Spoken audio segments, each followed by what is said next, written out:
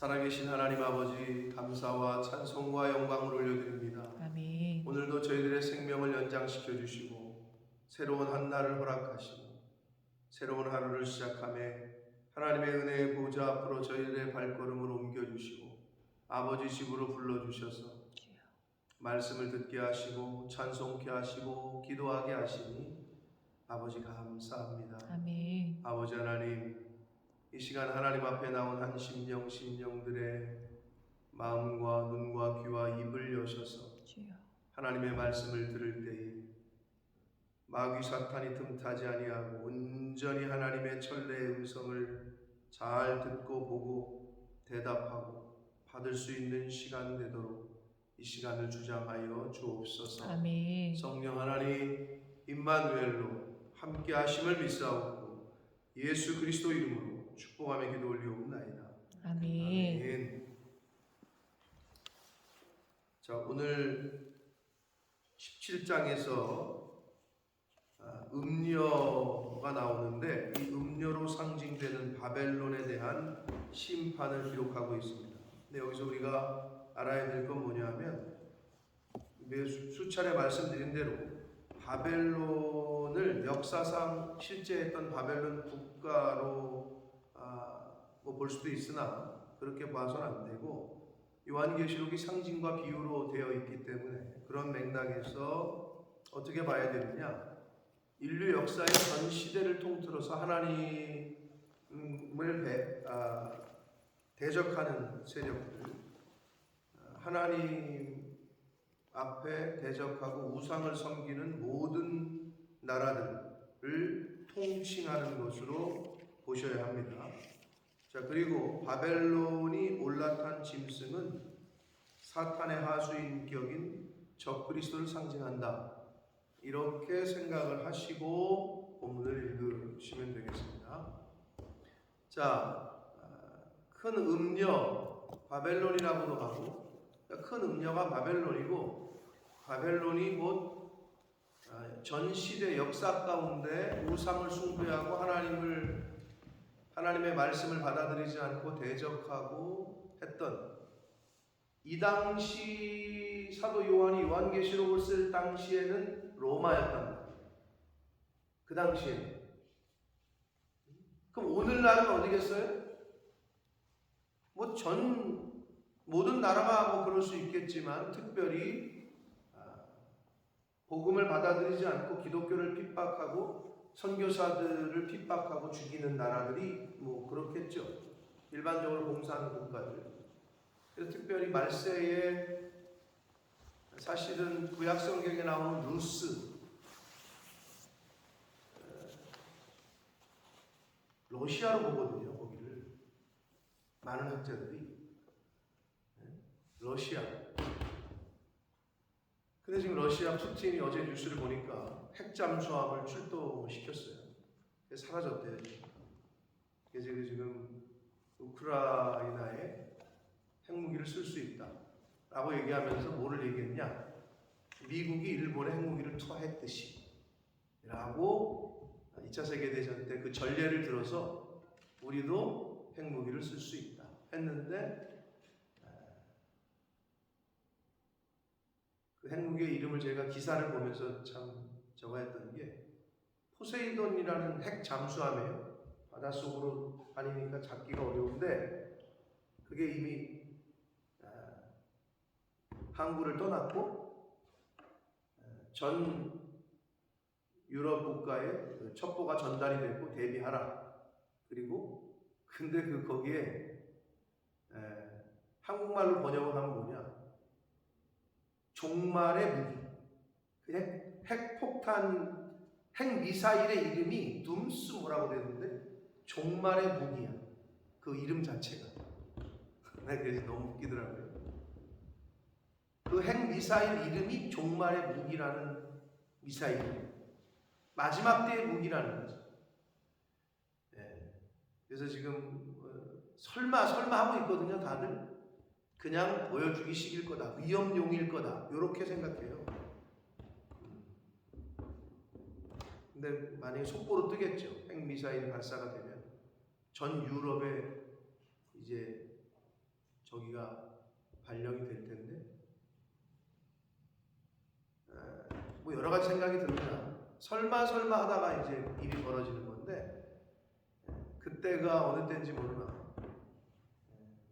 우리가 그래도 알고 대비하고 있어야 되고 마지막 때 종말의 때 이제 아마겟돈 전쟁이라고 하는 그 비유로 상징한 요한계시록의 아마겟돈 전쟁은 3차 세계대전을 의미하고 그게 이제 핵전쟁, 핵폭탄이 터지면 가만히 있을 수가 없겠죠. 그러면 많은 사람들이 죽을 겁니다. 정말 많은 사람들이 눈 깜짝할 사이에. 어제 그 뉴스를 보면서 푸틴이라는 한 사람이 뭐 적그리스도가 누군지 모르나 그 시대마다 움직였던 이 당시에는 로마의 네로 황제였고 그 역할을 지금 하고 있는 게 아닌가라는 생각도 해보면서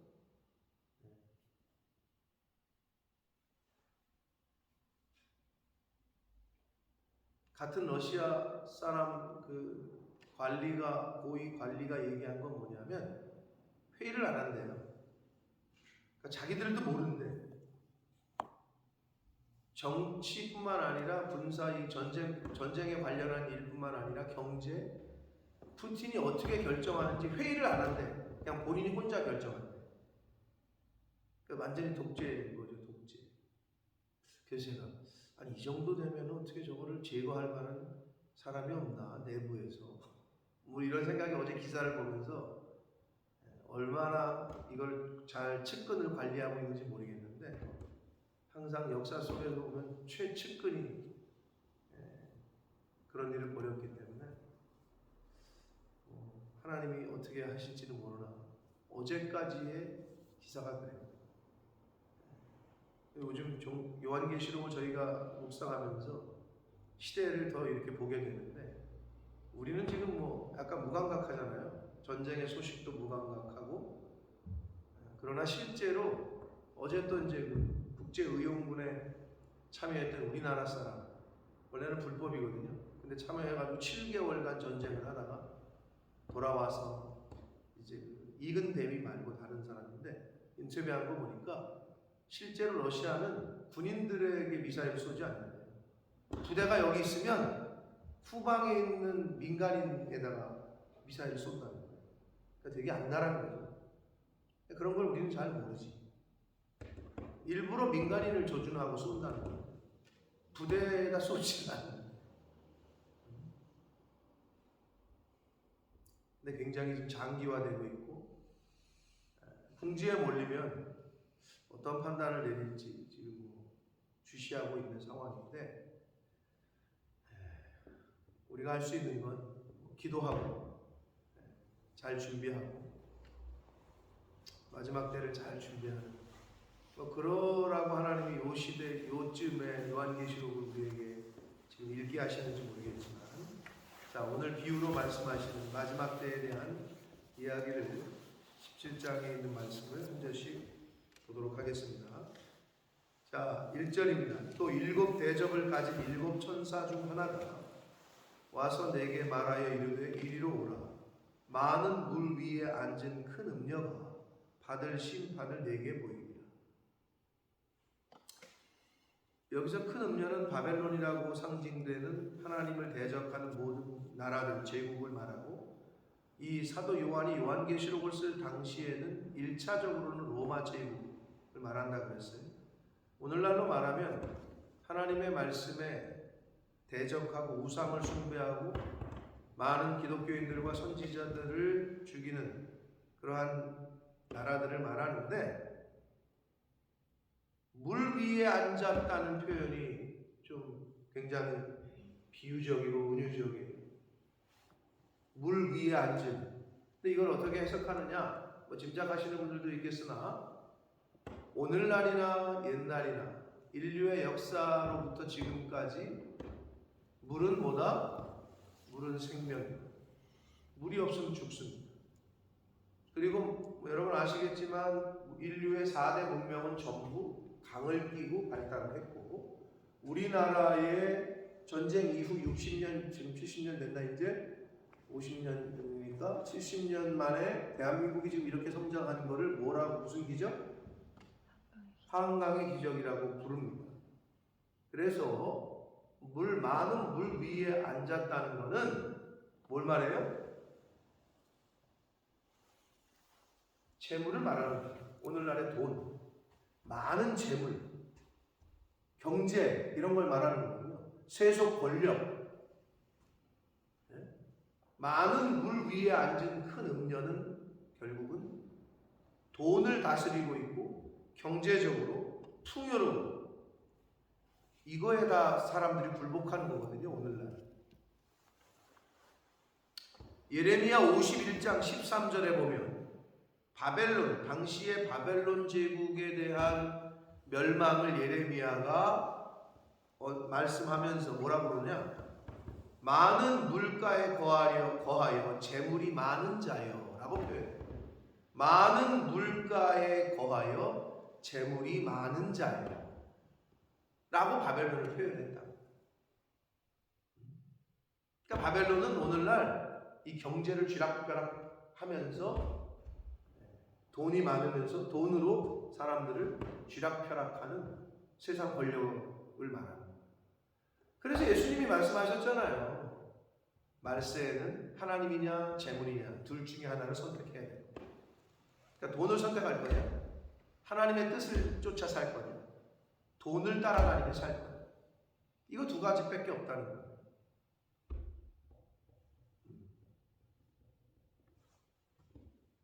그래서 여기서 많은 물 위에 앉은 큰 음녀는 재물, 경제력 이런 거를 다스리는 큰 음녀라고 보시면 되고, 이 큰 음녀 할 때 음녀라고 번역한 헬라어는 많은 영어가 헬라어에서 왔다고 그랬죠. 들어보셨을 단어예요. 큰 음녀 할 때 음녀는 헬라어 언어로 포르네스야. 포르네스. 많이 들어보신 단어죠? 거기서 포르노가 온 거예요. 헬라어 포르네스, 음녀라고 번역한 말의 단어에 우리나라의 다른 말로 직역을 하면 창녀입니다. 창녀. 그게 음녀라고 번역한 포르네스라는 단어고 여기서 포르노가 왔다. 자, 그래서 이 음녀, 즉 창녀가 받을 심판을 내게 보일 것이다. 성경은 음행하는 거를 실제 육체적인 이 우리 삶 가운데의 그것으로도 보지만, 음행은 곧 영적 간음을 상징합니다. 하나님 그리고 신랑 되신 예수 그리스도와의 나와의 관계에서 다른 우상을 섬기고 하나님보다 우선하는 게 재물이다. 그럼 그게 영적 간음이라는 거예요. 그런 측면에서 말한단 말이에요, 성경은. 그러니까 우리가 육신으로도 왜 우리 몸을 지켜야 되냐면, 하나님이 싫어하시는 게 음행이에요. 음란이에요. 근데 그게 들어오면 여러분 아시겠지만 정상적인 인간의 삶을 살 수가 없어요. 사실 그것 때문에 다 가정이 깨지고, 그 자신의 그 욕구 때문에 애들이 상처받고 사회 문제가 되고, 나뿐만이 아니라 서로 상대방. 그 사단은 그걸 계속 조정하죠. 너 하고 싶은 대로 하고 살아라. 근데 그게 세상도 그걸 뒷받침하죠. 간통죄 없어졌어요. 그냥 성적 자기 결정권이라는 거죠. 혼인에 대한 언약이 이제는 그거를 무의미해졌어요. 그냥 내가 이 남자 저 남자, 이 여자 저 여자 상관이 없어. 이제 본인의 결정이라는 거예요. 형사법에 저거 되지 않습니다. 뭐 영국은 오래전부터 그래요.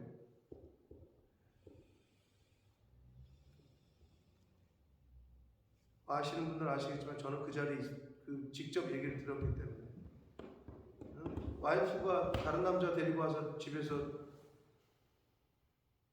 자기 집에서 남편이 들어와가지고 그걸 보고 가만히 있을 사람이 어디 있어요?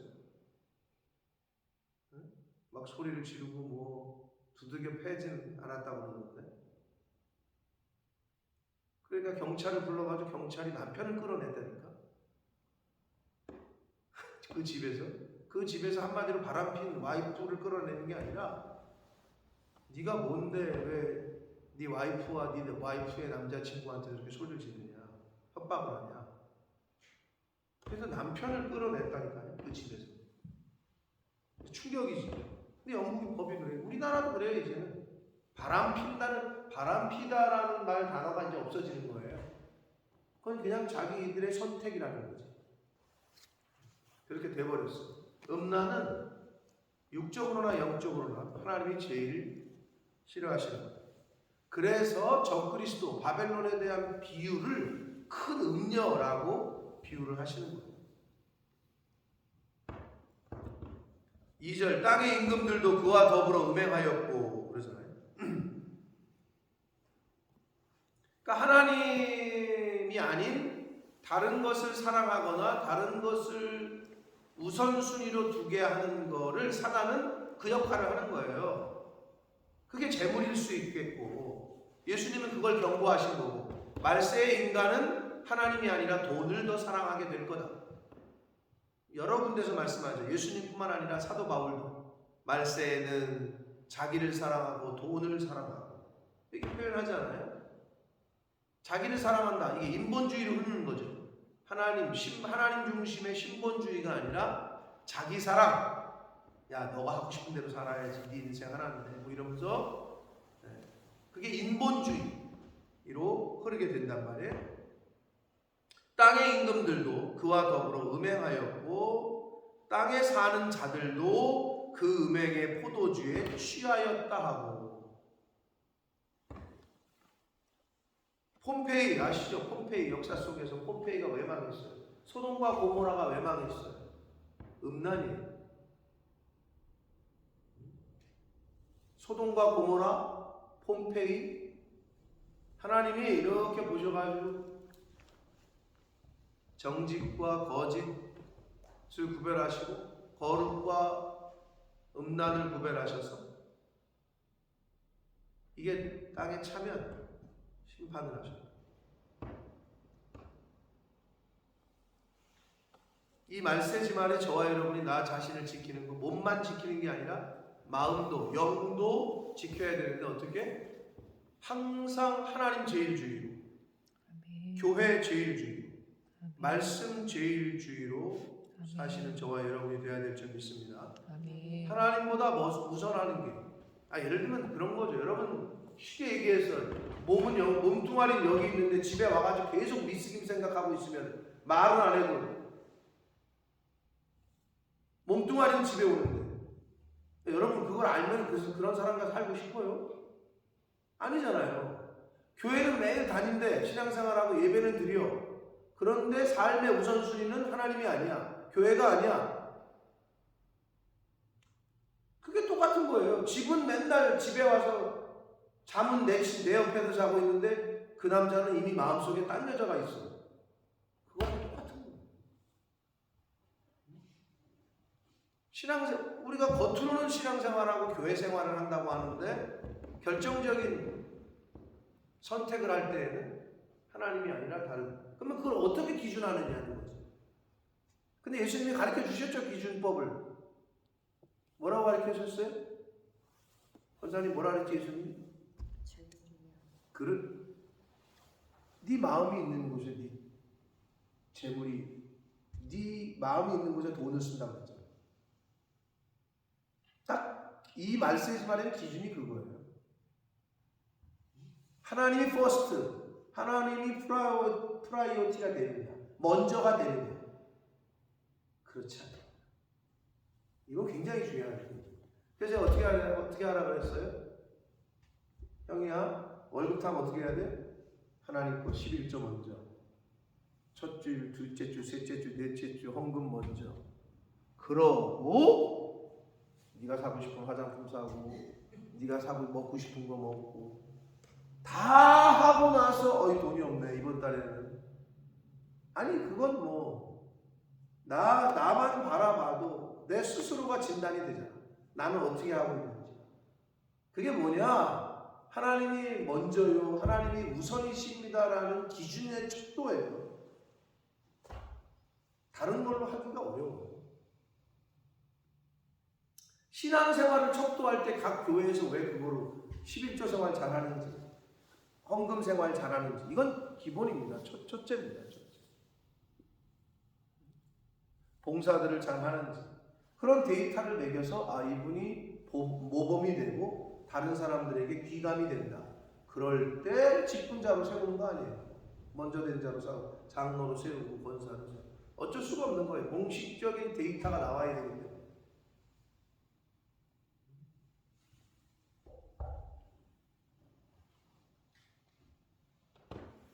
근데 음행의 포도주에 취해잖아요. 즉 음행은 말 그대로 딴 여자 딴 남자 품는 거잖아요. 마음속에 하나님이 아니라 다른 게 들어와 있어. 샤넬백이 내 안에 들어와 있어.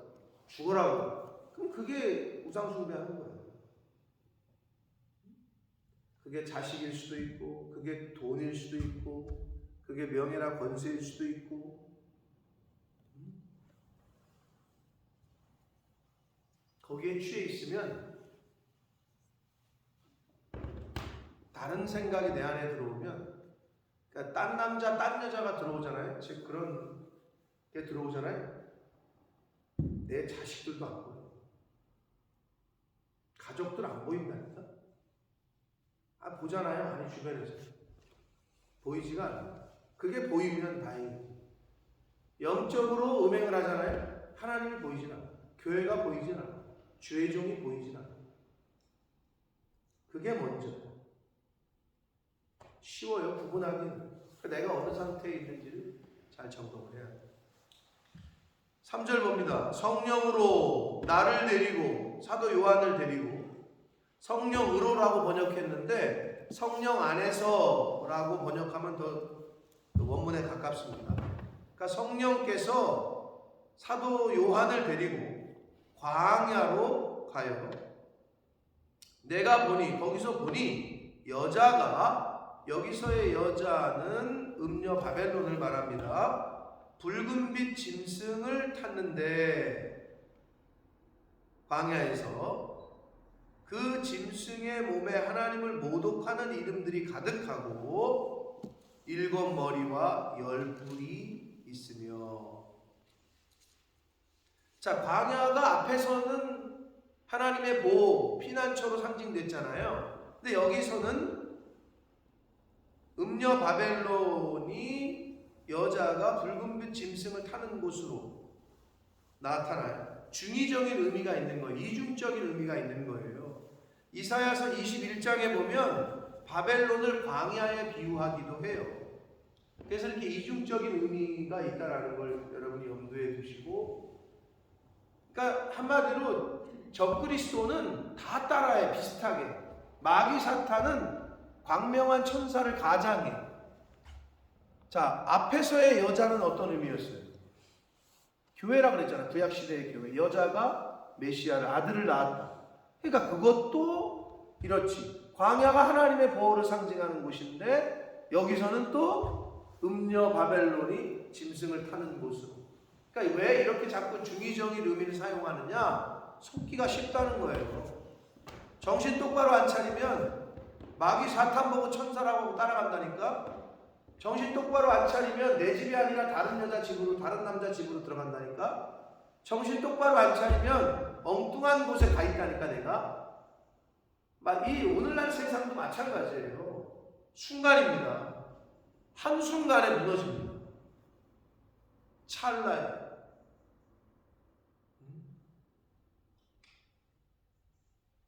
4절 보세요. 그 여자는 자줏빛과 붉은빛 옷을 입고 금과 보석과 진주로 꾸미고 손에 금잔을 가졌는데 가증한 물건과 그의 더러운 음행의 더러운 것들이 가득했다 라고 말하고 있어요. 근데 굉장히 쉽기도 하고 굉장히 성경적이죠. 신영이 네덜란드 가봤어? 암스테르담? 가봤어? 안 가봤어? 안 가봤구나. 하긴 아프리카 촌에 사는 애가 한번 가볼 수 있었겠어 어디. 그러면 뭐 한국은 알지만 한국에 청량리 가봤어? 네, 청량리 하면 옛날에 뭐야? 노숙자들. 청량리는 588의 대명사였어 옛날에. 588이 뭔지 알지? 아 몰라? 홍등가 알아? 홍등가 알아? 홍등가는 어떻게 알아? 그럼 여기서 질문. 왜 거기에는 왜 홍등가라고 불러? 그렇지. 그러면 왜 거기는 빨간 불만 켜지? 아예 환한 빛, 노란색 불을 켜든지 뭐 이런 흰색 불을 켜지 왜 빨간 불을 켤까? 모르겠지. 여기 나와 있잖아. 자줏빛, 붉은색, 이거는 사단의 색깔을 의미합니다. 뭐 물론 다른 어떤 디자인 이런 측면이 아니라, 자 자줏색, 붉은색 옷을 입었대. 그럼 성도들은 뭘 입지? 이거하고 대변되는 빛나고 고운 세마포 또는 흰옷. 이게 딱 대조하고 있어요. 그리고 이 사람은 뭐 온몸을 치장하고, 여자들 거기 홍등가에 있는 여자들 봐봐요. 온몸을 그냥 화장하고 풀 메이크업하고 막 뭐 이렇게 바짝바짝 블랑블링하는 거 막 입고 있잖아요. 왜? 그래야 남자들이 유혹을 하니까. 자 그리고 금잔을 가졌대. 근데 성도들은 흰옷을 입고 생명수를 받아야 되는데 이 사람들은 붉은색 옷을 입고 치렁치렁하게 다 꾸미고 금잔을 들고 있다. 유혹하기 딱 좋죠. 이 말세의 지말에 이런 것 때문에 현혹이 되는 거예요. 근데 그렇게 한 것을 보석과 진주로 꾸몄다는 것을 뭐라고 표현하냐? 가증한 물건과 그의 음행의 더러운 것들이라고 표현하고 있어요. 그게 가득하더라. 그리고 그의 이마에는 이름이 기록되었는데 비밀이라 이콜 큰 바벨론이라 이콜 땅의 음료들과 가증한 것들의 어미라 하였다. 큰 바벨론, 비밀, 땅의 음료들과 가증한 것들의 어미 다 같다고 보시면 돼요. 가증한 것들의 어미야. 큰 바벨론, 음녀가, 적그리스도가. 성령 안에 있으면 거룩과 정직이고 마귀 사탄 음녀 안에 있으면 부정과 거짓과 더러운 것들이 있는 거죠. 그래서 이마에 보면 영적으로 우리는 인침을 받은 자, 성령의 인침을 받은 자, 마귀 사탄에게 짐승의 숫자를 받은 자들은 이런 가증한 것들, 더러운 것들. 그러면 이거 우리가 이마에 인침을 받은지 뭐 적외선을 뭐 씌워봐도 잘 안 보인단 말이야. 하나님만이 아시는데 잘 안 보여. 근데 이제 형이야, 이 세상의 모든 문화나 이것들은 다 성경에서 왔거든. 왜? 성경이 창세 때부터. 여러분들 생각을 해보세요.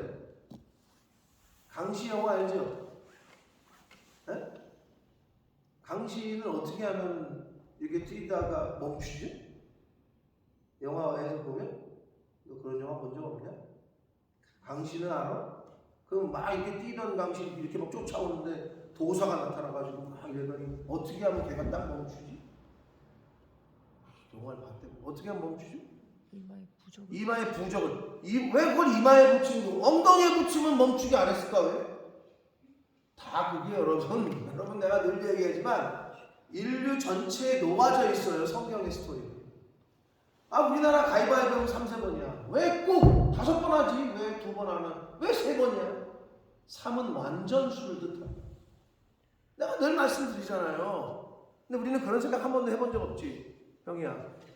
럭키? 왜 7이냐는 거지. 8은 안 되고 9은 안 돼? 다 성경에 7은 하나님의 숫자야. 7은 하나님의 숫자라고. 4와 6은 짐승의 숫자예요. 사람의 숫자고. 우리나라 사람들은 죽을 사자 때문에 그렇게 생각하는데 그렇지 않아요. 3은 완전수. 하나님의 수. 4는 인간의 수. 7은 하나님의 수. 6은 짐승, 사람의 수. 성경에서 온 건데 사람들은 잘 모르죠. 그런 것들을. 그 미닝이 어디서 왔는지 모르고 그냥 쓰는 거지. 이마에 붙인다니까 부적을 딱, 여기다 붙이면 안 돼? 엉덩이에 붙이면 안 돼? 가슴에 붙이면 안 돼? 다 그게 녹아져 있는 거예요. 그래서 지금 여기에 이제 보면 나타나는 건데, 근데 사실은 제일 정확한 거. 이렇게 겉으로 볼 때 모르잖아요. 우리는 볼 수 있는 능력이 없으니까. 그럼 어떻게 해? 그 쌓은 선에서 선이 나오고 쌓은 악에서 악이 나온다. 마늘 먹고 삼겹살 먹고 마늘 먹고 트름하면 무슨 냄새 나지? 향기가 좋은 냄새가 나. 트름을 했는데 꽉 했는데 어머 이렇게 좋은 냄새가 나? 그렇지 않지? 삼겹살 냄새와 마늘과 짬뽕된 그 기묘한 냄새가 나지. 그래. 내가 뭘 여기다가 먹었느냐, 저장하고 있느냐에 따라서 그게 나오는 거야. 그렇듯이 우리 이 정신 안에, 마음 안에, 영 안에 어떤 걸 저장하고 있느냐에 따라서 그 사람의 입을 통해서 그 얘기가 나오는 거예요. 맨날 포르노 보고 있는 사람은 그런 생각밖에 안 하기 때문에 말만 하면 그런 쪽이. 맨날 고스톱 치고 노름하는 사람은 그런 얘기. 술에 쩔어 있는 사람은 맨날 만나면 술 얘기. 우리 입에서 무슨 얘기가 많이 나가는지를 보시고. 내가 어떤 말을 많이 하고 사는지. 그러니까 여러분 입만 열면 감사를 하시라니까. 아멘. 입만 열면 하나님의 은혜를 나누고, 입만 열면 하나님을 찬양하고, 입만 열면 감사하시고. 근데 그게 왜 잘 안 되느냐? 내 안에 그게 없기 때문에. 내 속에 그게 없어. 없으니까 안 나오지. 먹은 게 없는데, 들은 게 없는데 어떻게 나와? 여기가 들어있으니까 나오는 거지.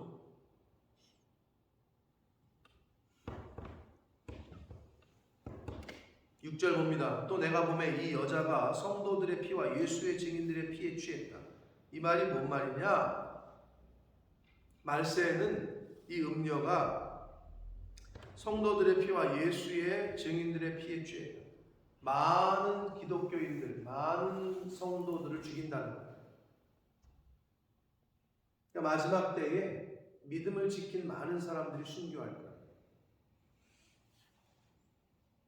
피 없는 제사는 없다 그랬죠? 하나님께서 그 피를 다 보시고 그 상황을 보시고 심판하시고. 근데 마지막 때에는 죄송하지만 많은 사람들이 피를 흘릴 거예요. 내가 그 여자를 보고 놀랍게 여기고 크게 놀랍게 여기니, 천사가 말합니다. 왜 놀랍게 여기냐? 내가 여자와 그 같은 7머리와 10뿔 가진 짐승의 비밀을 내게 알려주겠다. 18절 봅니다. 내가 본 짐승은 전에 있었다. 지금은 없어요. 자, 전에 마귀 사탄이 전에는 있었어. 근데 지금은 없어. 오늘날에. 근데 이게 지금 이 땅에 무정액으로부터 올라와 멸망으로 들어갈 자인데, 그 적그리스도가 출현했는지 안 했는지 여러 가지 사람들이 시대를 따라서 얘기를 합니다만은, 지금은 없는데 장차 무적행으로부터 올라와 멸망으로 들어갈 자인데, 땅에 사는 자들로서 창세 이후로 그의 이름이 생명책에 기록되지 못한 자들, 이 땅에 사는 자들이 그의 출현을 보고, 적그리스도의 출현을 보고, 이전에 있었다가 지금은 없으나 장차 나올 짐승을 보고 어떻게 한대요? 놀랍게 여긴다. 굉장히 중의적인 의미가 있어요. 그러니까 적그리스도가 출현하면 많은 이 땅에 사는 모든 인간들이 다 놀라는 거예요. 놀랄 일이야. 여러 가지 측면에서 그의 악함과 그의 재능과 그의 어떤 권력과 힘과 이런 것 측면에서. 자, 그런데 성도들이 정말 놀랍게 여겨야 될 건 뭐예요? 예수 그리스도의 재림입니다. 이 땅에 오실 예수 그리스도, 온 인류가 그 예수님의 재림을 보고 놀라게 될 것이고, 놀라움을 넘어서서 아마 정신 혼이 나갈 거예요. 그때를 성경은 다 말씀해 주고 있어요. 여러분, 적그리스도가 출현하는 거, 믿는 사람들을 핍박하는 거, 죽이는 거 이상하게 여길 필요도 없어요. 이미 성경에 다 말씀하고 있고. 그래서 어느 한 동네에서는 그 믿음 때문에 복음을 전하다가 참수를 당하고 목이 잘려 죽고 하잖아요. 조선시대 때 토마스 선교사님만 대동강 강변에서 목 잘려 죽은 게 아니라 오늘날도 그렇게 복음 때문에, 예수 믿는 것 때문에 그렇게 죽는 이들이 있어요. 앞으로 어떤 일들이 우리 앞에 펼쳐질지 몰라요.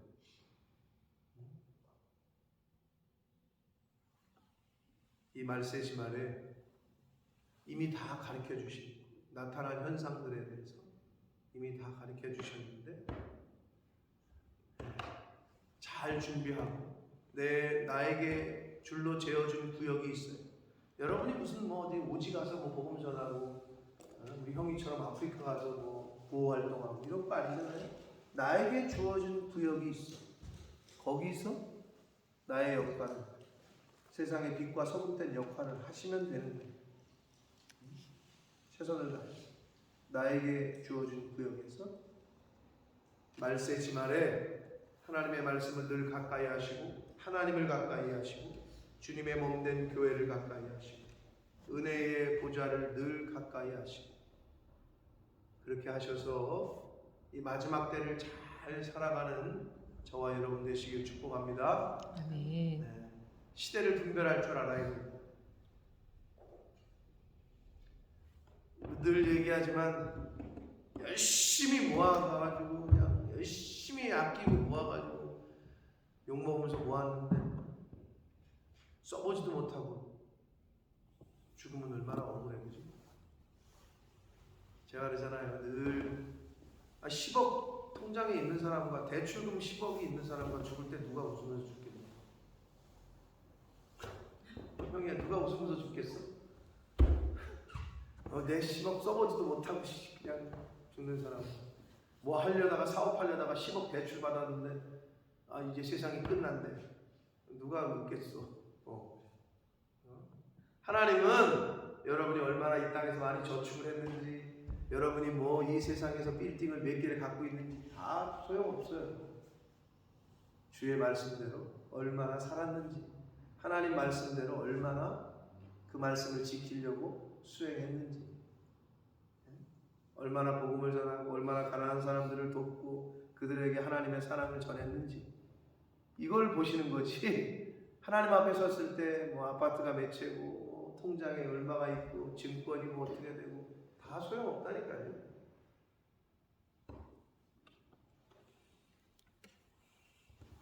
마지막 때를 사시되 잘 분별해서, 잘 성별해서 살아가시는 저와 여러분 되시길 축복합니다. 아멘. 네. 그래서 여러분, 사람들이 그러잖아요. 이 자식에게 뭐 내가 못 쓰면 자식이라도 쓰겠지. 착각하지 마세요. 여러분, 아브라함과 이삭의 관계를 보세요. 아브라함이 이삭에게 준 거는 무슨 큰 땅이 아니었어요. 하나님을 가르쳐 준 거였고, 그 모리아산에서 자기를 제물 삼아서 죽이려고 했던 여호와 이레의 하나님을 어려서부터 만나게 하고 알려준 거였지 다른 게 아니었다. 이 말세지 말에 하나님을 잘 가르쳐주고 알려주고 저와 여러분의 모습을 통해서 믿음의 신앙 생활을, 믿음 생활을 통해서 하나님을 잘 믿고 살아갈 수 있는 영적인 신앙의 유산을 잘 상속시켜주고 물려주는 저와 여러분 되시길 축복합니다. 아멘. 기도하겠습니다. 살아계신 하나님 아버지, 감사와 찬송과 영광을 올려드립니다. 아멘. 아버지 하나님, 장차 이전에는 있었고 지금은 없으나 장차 올 그 짐승이 이미 그 적그리스도가 이미 이 세상에 나와 있는 건 아닌지, 아버지, 이 말세 지마를 살아가고 있는 저희들 행여나 혹시나 과연 그렇게 될까, 이렇게 안일한 마음이 아니라 영적으로 하나님 말씀을 통해서 세상을 바라보게 하시고 잘 준비하고 내 믿음을, 내 신앙을 잘 준비하고 단단하게 하여 뿌리를 잘 내려서 말세에 어떤 일이 벌어져도 하나님이 이미 가르쳐 주신 그 말씀대로 이미 알고 있으니 잘 대비하고 준비할 수 있는 하나님의 백성들 될 수 있도록 주님 은혜 내려 주옵소서. 아멘. 핵전쟁이 일어나도 전혀 이상할 것이 없는 요즘을 저희가 살고 있습니다.